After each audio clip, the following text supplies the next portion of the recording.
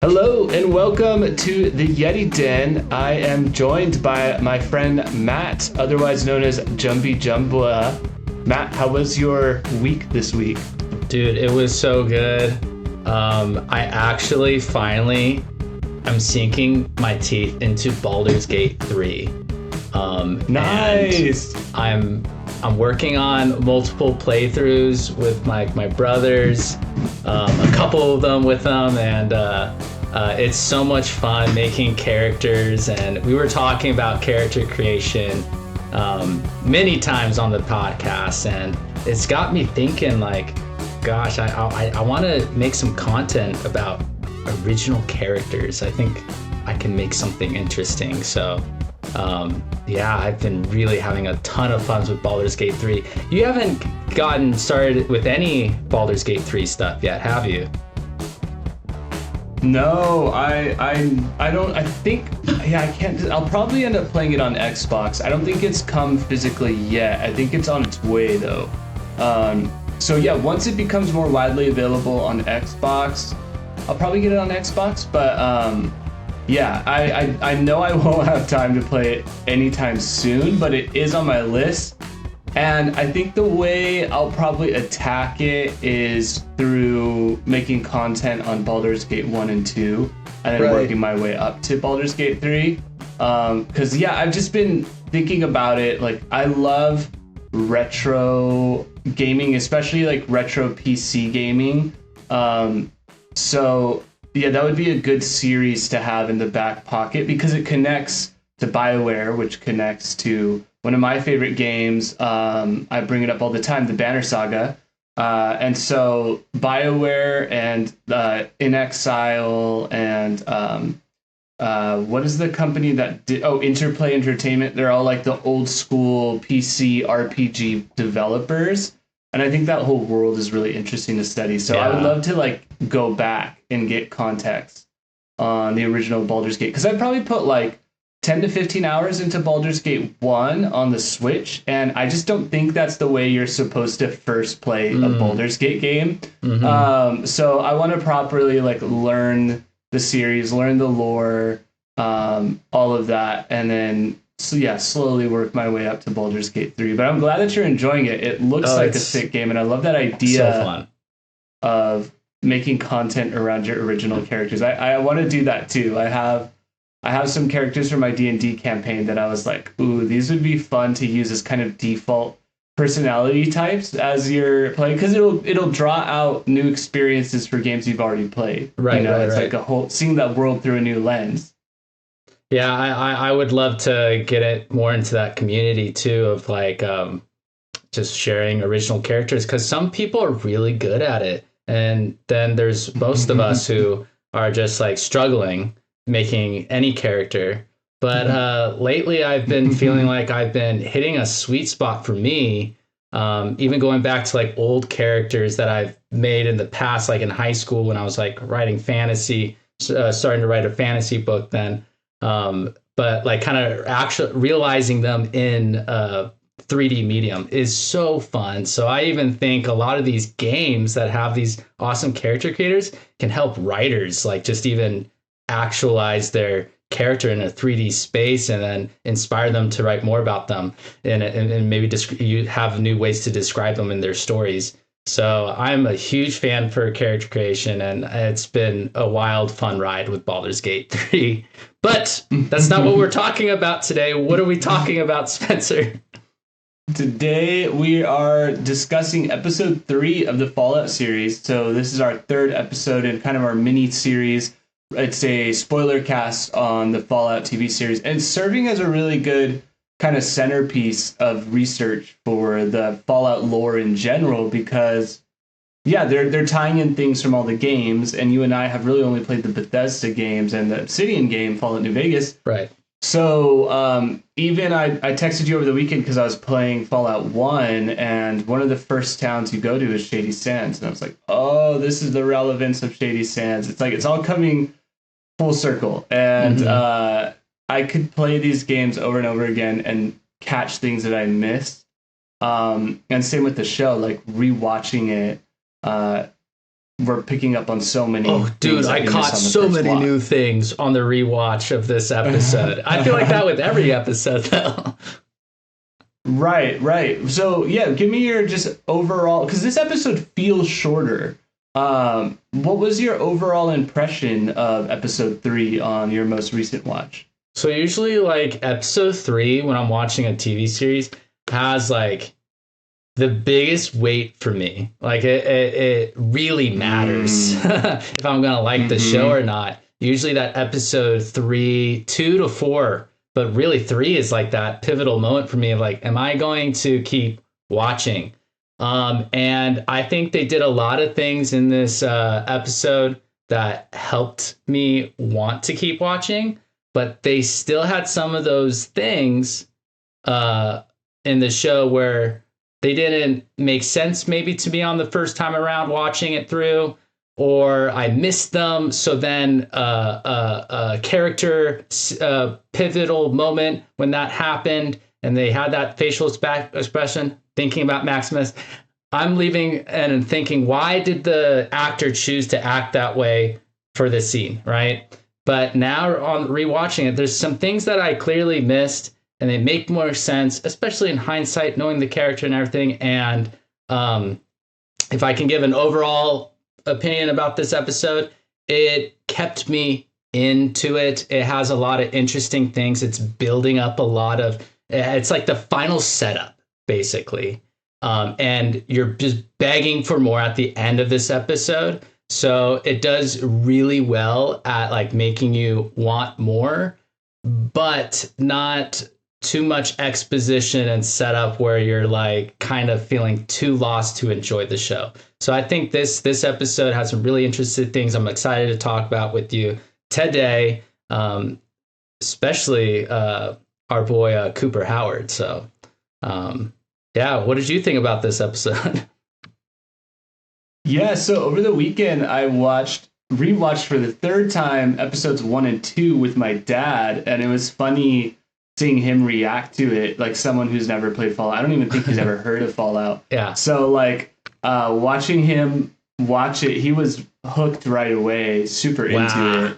Cool. He loves the ghoul. Yeah, the ghoul is his favorite character. Yes. So then, yeah, watching episode 3 today, I think you're right. I think this is the final episode of kind of the exposition, figuring out what everyone's motives are, who are the key players, how does this world function, and I noticed moments where it felt like they were trying to set up the dichotomy of Cooper Howard as kind of the Vault Tech, what do you call it, mascot, the Vault Tech mascot. You know, he said he's an actor. He's like, I've never done advertising before, but then again, my wife has never asked me to. Right. And so he's kind of, yeah, it's like they're alluding that he's the inspiration behind the Vault Boy. They tie that in later when he's, you know, in the future as the ghoul and he shoots the Vault Boy right.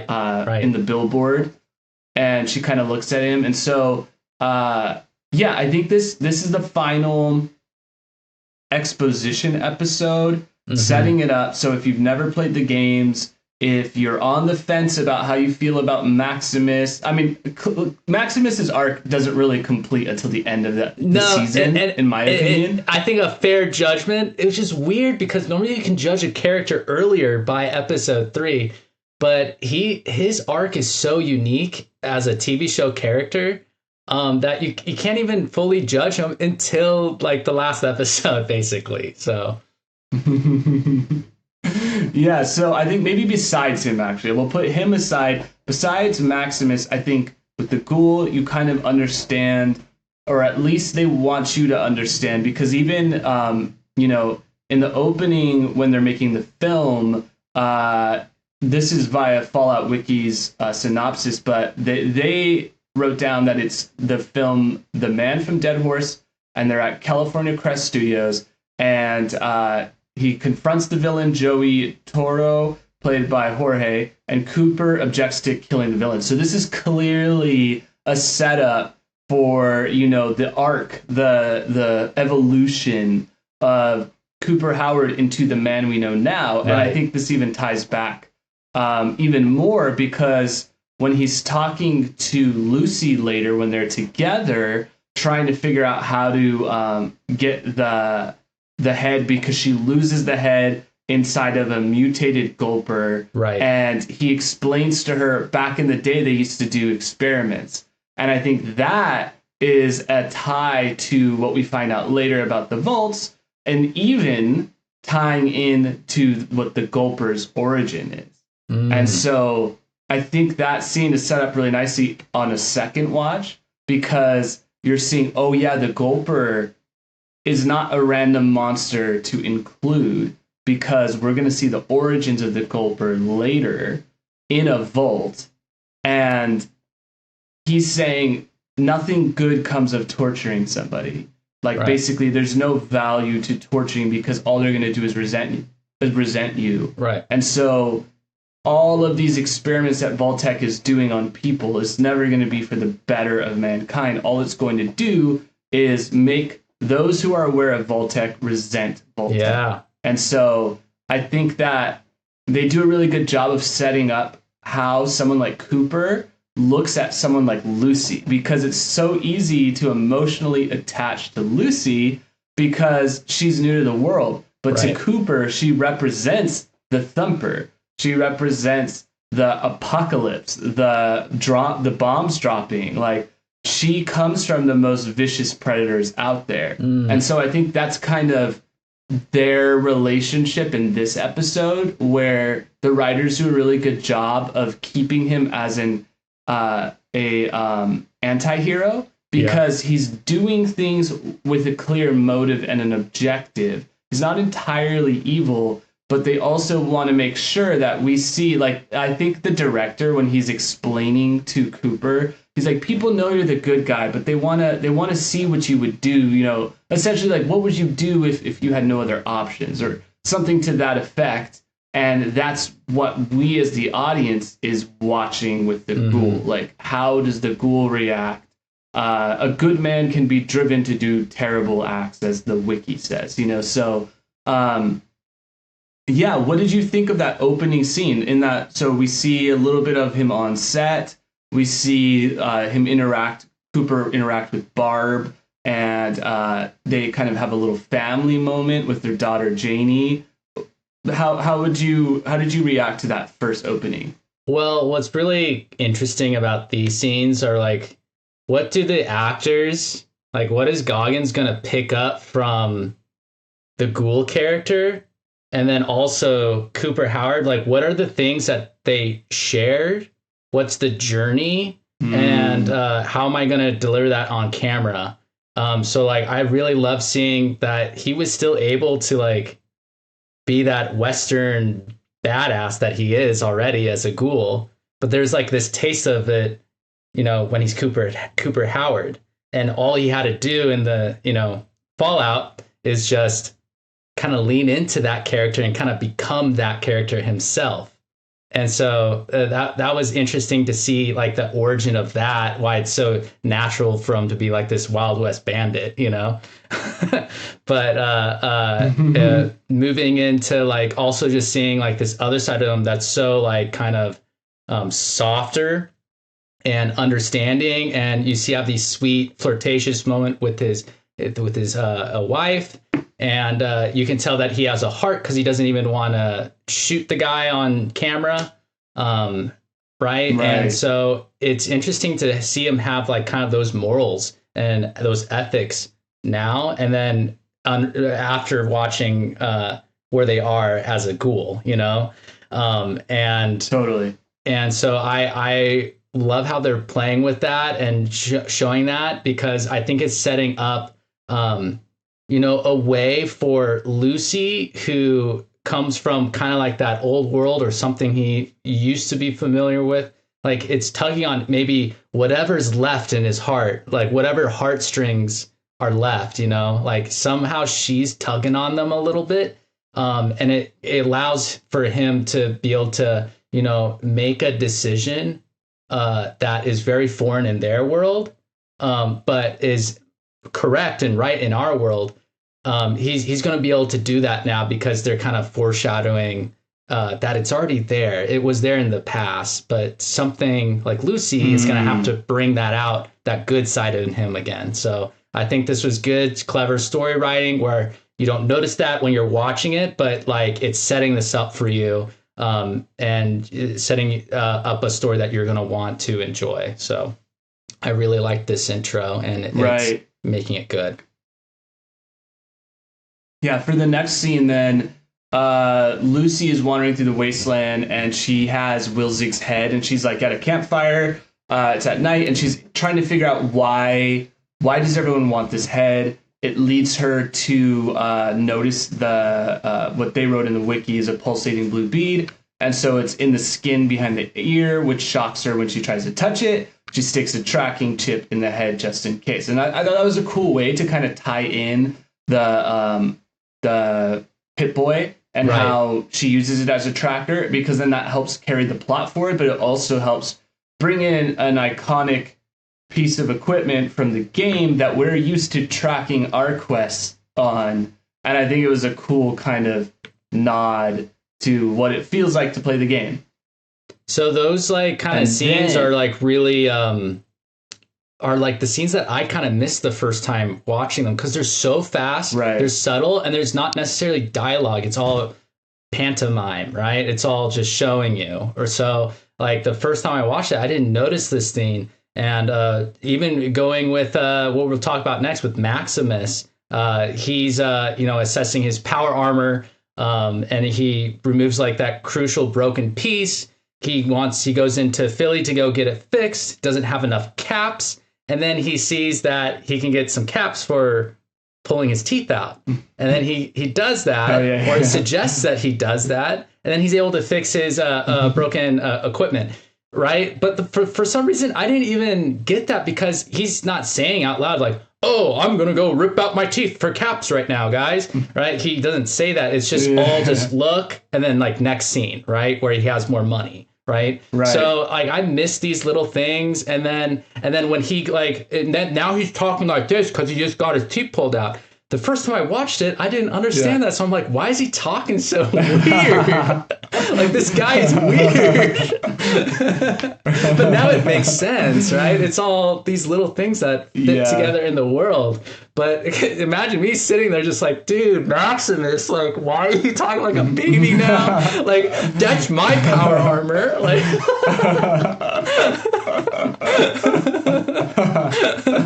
I love that.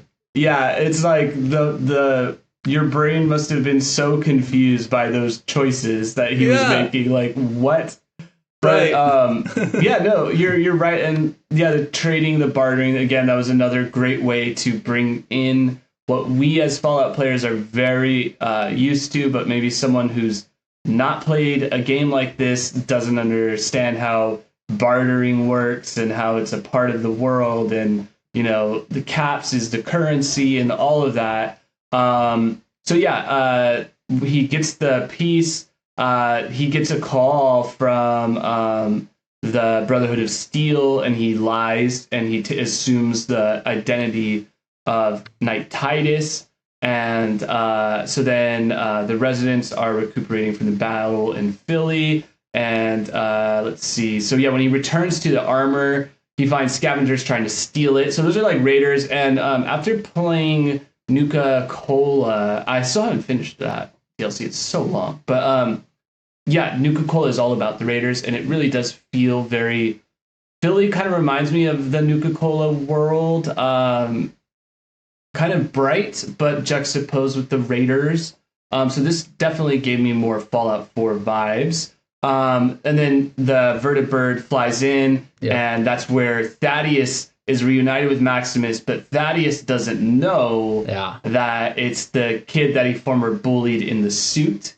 And so they start to develop. Can I just say before we get into Thaddeus, right before he gets there, though, that scene where the Raiders are beating him up and then he slowly gets up and grabs the toilet frame or seat cover, the lid, and then also he grabs like a wrench or something. These are things that you could, fight with in Fallout, right? Like, I'm pretty sure you can fight with the toilet lid if you find one. There's a game like, isn't that in New Vegas or something?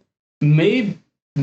I wouldn't swear that was sure like an Easter egg. And then also like that's tying to the beginning with him like smashing and like beating up on the toilet, like I thought this was a huge moment for his character of being like, screw all this, I might die, let's go again, and like finally getting there for his character, which like was always so hard for him to like get into that zone of like fight or flight and not choose flight or just like freak out, right? So now he's choosing fight. This is like the first time where I feel like I actually like Maximus. I like that he's like, I'm actually tired of this BS. I keep getting all this handed to me. I'm going to get up and show him what I'm made of. And then having that power suit like moment where he crushes the skull. That was a crazy cool scene for me. And then to have that lead into what you were just mentioning, the new squire showing up, Thaddeus, who isn't he a comedian? Isn't this guy like actually like a comedian? Yeah, he looks so familiar. I don't know what I know him from, but yeah, he looks really familiar. I thought I saw him on like a podcast on like YMH, like Your Mom's House or something. Or Joe Rogan. Okay. I have to have seen this guy because he looks so familiar and he sounds familiar. So, and I think Caitlin was saying that she recognized him too. So I'm pretty sure this guy he's in something. Yeah. Yeah, I thought their chemistry the second time around was interesting. This whole scene is slower for me. I still think there's room for the Brotherhood of Steel component in season 2 to get more interesting. I think more than anything, they're using these scenes to evolve Maximus's role in the show, to show his relationship, how he reacts to different scenarios when he chooses to lie, when he shows a little bit of tenderness versus when he's getting his revenge. And I think it's kind of like, in order for him to be kind of like baptism through fire by the end, I think he has to endure these moments where we see the ugly side, and he has to kind of like let the faucet run all the dirty water out as like now becoming a knight or becoming the idealized version of himself.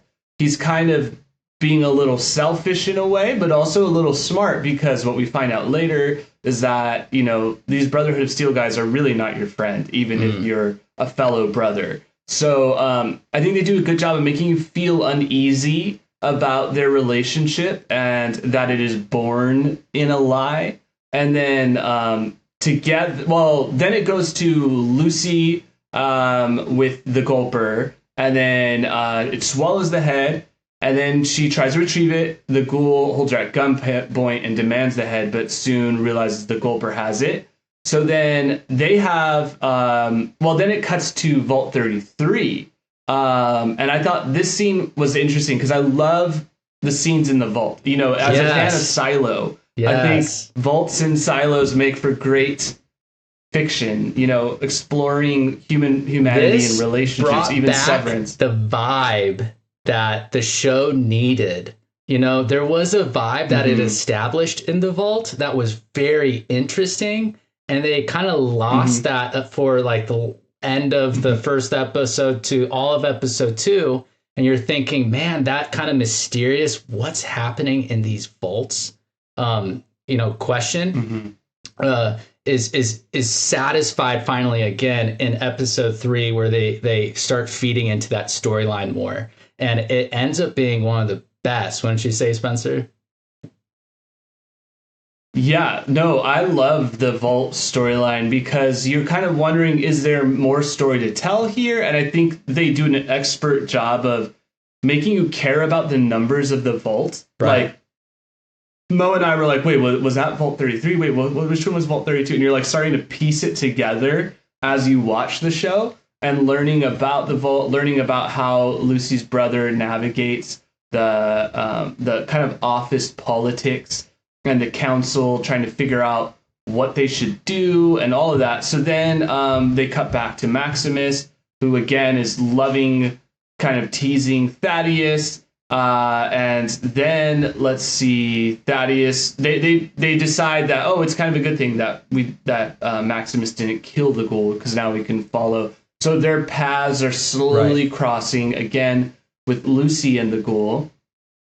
So then let's see here. There is a little bit of a moment that I thought was well acted by Thaddeus, where he kind of shows remorse for Maximus. He doesn't realize he's talking to Maximus.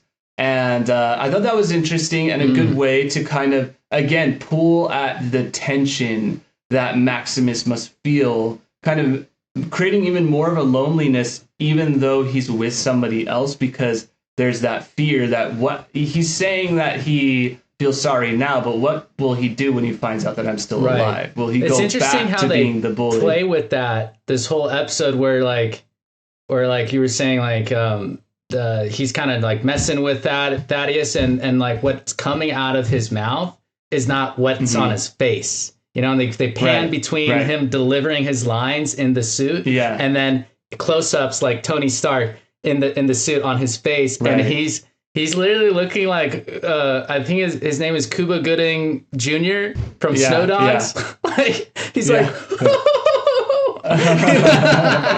He's having the best time in the suit, but that's not what is delivered through the ominous Darth Vader kind of voice that you get out of the suit, the Brotherhood suit. So it's really interesting how they play with that this whole time and their relationship, and it makes that moment, it builds up to that tender moment where it's like, how do you really feel about me? Like, you don't really know who I am. That we're having this moment. How do you really feel? Because we've been messing with each other the whole episode, So totally. I thought that was really cool. I think that too. I think that parallels the ghoul and Lucy's relationship. It's both kind of these new relationships, and the audience doesn't really know which way the turn of events will lead the relationships to develop. So then again, we're back with the ghoul and Lucy, and this is where I described at the top of our episode that we're getting that blurring of lines between the ghoul and Cooper Howard's morals. And so he uses Lucy as bait. Lucy thinks he's torturing her. He explains there's no point in torturing. They used to torture. They used to do experiments. And that all that does is make you resent, your torturer. Mm-hmm. It doesn't make you want to help out that person. He's like, no, you're just bait. Mm-hmm. And then he gets sidetracked because he loses, I believe, the bag that has his medicine. Is that what happens? Or what? Because then he gets distracted. And he's like, oh, we got to get distracted. Oh, yeah. He realized his supply of vials has been destroyed. Yeah, he's just running low. He's like, I got to keep going. Yeah, that's exactly what happens. Yeah, so he puts it on pause. And then we get back to Vault 33, where they're holding a meeting. And this is where they're trying to decide what they're going to do with the Raiders. And so from the Fallout Wiki, they write, Woody Thomas suggests they educate and gradually integrate the Raiders into Vault Society, which is kind of hilarious. Yes, because a funny scene. You know what Vault Tech has done to the world above ground, and now you're having someone from above ground come below, and there's all this cognitive dissonance of, like, should we teach them Shakespeare or Marlowe? It's like, it's like very comedic. Yeah, and it shows how someone like Norm would look at these people, not really respecting them because he's adjusted so quickly to the reality of the dangers that they actually face. But I also think he's trying to stir the pot. Like, I don't even believe necessarily everything that he's telling them. I think because he kind of has these like smiles and these little nods and looks, it's kind of like he's trying to poke holes in the council and show that they're not as unified as they try to come across. Yes. And then another comedic scene is when the engineer walks out and he's like, usually I would tell the overseer this in private. And again, it's that idealism, like, oh, whatever you would say to him, please say in front of all of us. He's like, yeah, we're out of water after 2 months. And then he goes on to say, he's like, and that's not even including the raiders, basically saying like, we have to kill the raiders. Right. Because I haven't factored them into our math of water supply. And I thought that was a cool tie-in to Fallout 1, which if you've played Fallout 1, it starts off with you, I believe, needing to go fix the water chip, or it's something connected to your vault needs water. So I thought that was a cool tie-in. Right. Did you have any other thoughts on that scene in particular? I really like already like them. What's funny is like their politics is different than the politics on the surface, right? So their politics is almost evolved into like some sort of like school like politics, almost like that school.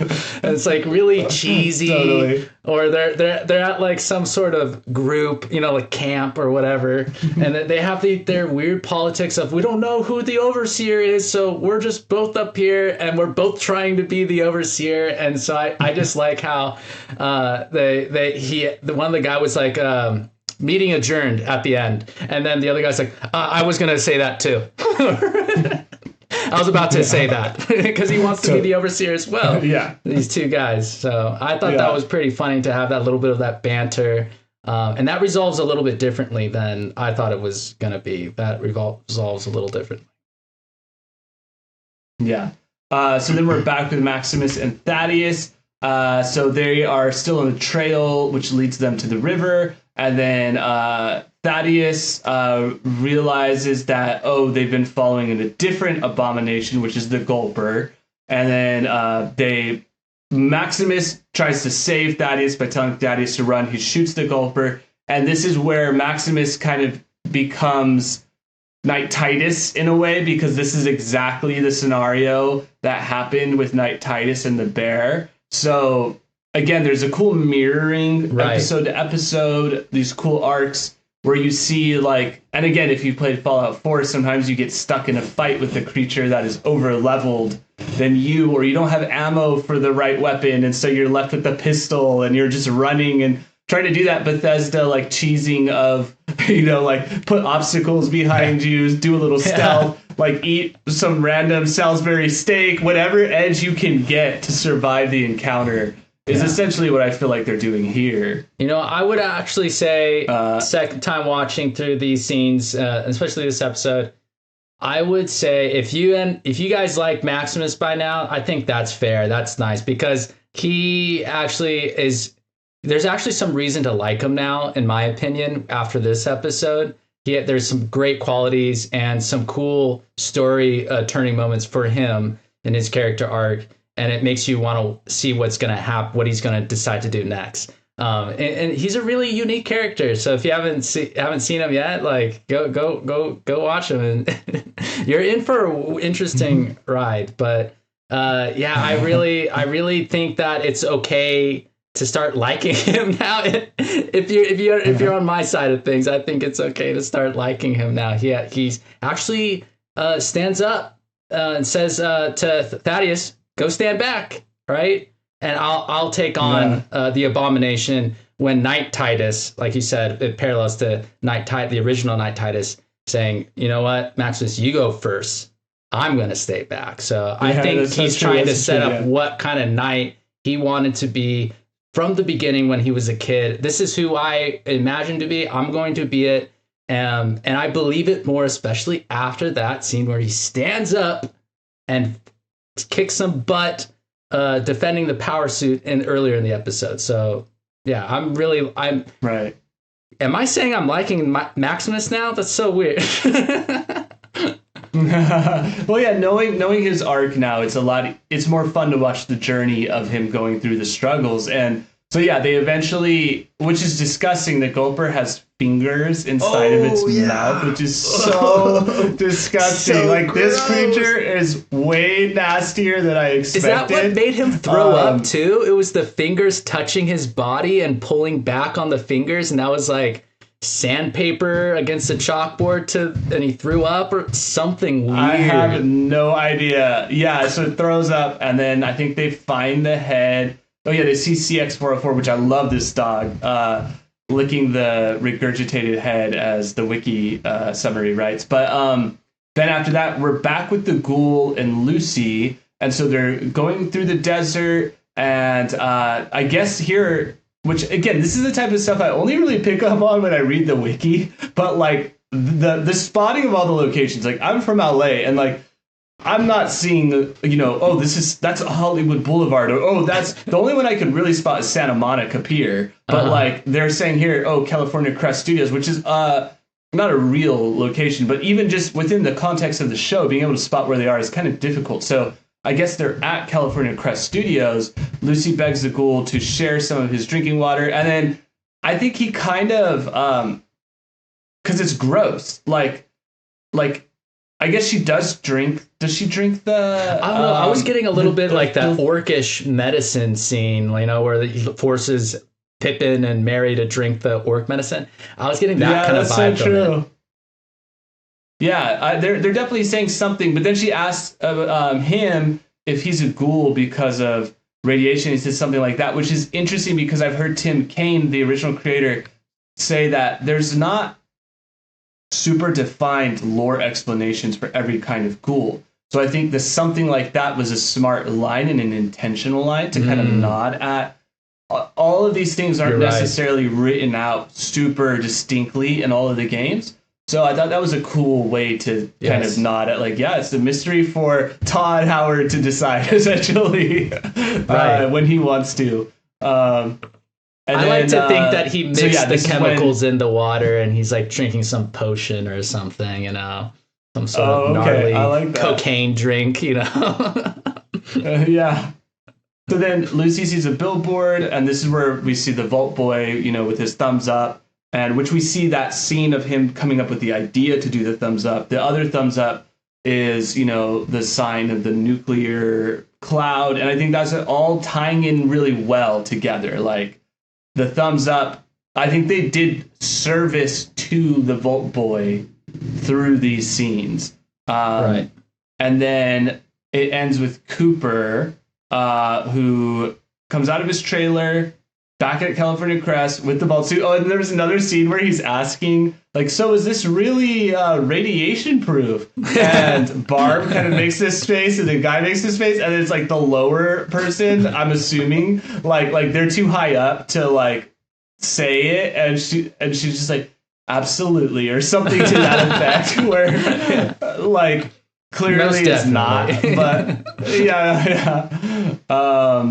So yeah, he's on the photo shoot, and they're shooting the advertisements. They're doing the celebrity endorsement, and then he's meeting the executives, and that's where he asks about the radiation proof, and that's the end of the episode. So again, to me, this was a shorter episode. I don't know about length, but plot-wise, I would say there's a lot more that happens in the coming episodes. Right. And I think episode 4 is when the show really got interesting for me personally, because they go inside of a grocery store, and those are some of my favorite locations in the Bethesda Fallout games. Yes. When you're trying to take over a grocery store and there's ghouls or there's raiders, or you don't know what's down the aisle, what could be upstairs, and you're looting, you're getting important equipment. Right. So, yeah. I would say this is like, if you're feeling the show is kind of slow, there's a lot to like pick up on. I've missed some things, but it's kind of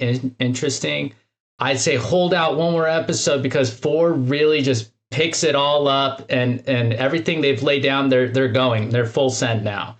And it's a great time. I think from 4 to the last episode, that's where a lot of the enjoyment of the show and all the payoff is. Especially that final episode. So if you can make it there, you'll definitely get all the payoff you want, and you will be satisfied, enjoying the show like we are.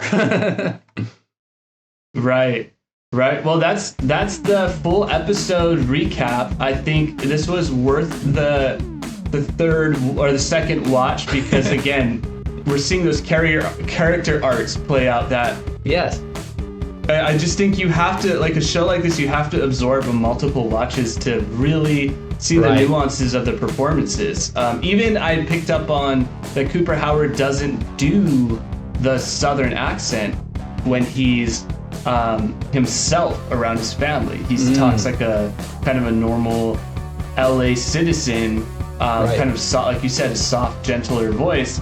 And then when he's acting, he has the cowboy voice. It's like the ghoul took on that cowboy persona that he was acting as. So yeah, stuff like that. But so yeah, I'm excited for the next episode. The next episode is called The Ghouls, and that's going to be a great episode. So if you guys are tuning along with us, next episode will be a really great one to dive into, because that's one of my favorite episodes by far. Some really good scenes in that one.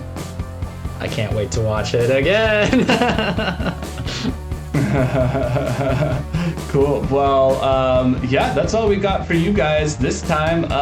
Thank you guys so much for watching. And Jumby, where can they find you? On YouTube or Instagram right now, JumbyJumbwa, Jumby, and then JumBWA, Jumbwa, JumbyJumbwa. Love it. Yeah, and you guys can subscribe to Matt's channel, subscribe here at the Yetti Den, and we will see all of you guys next time. Bye. See ya.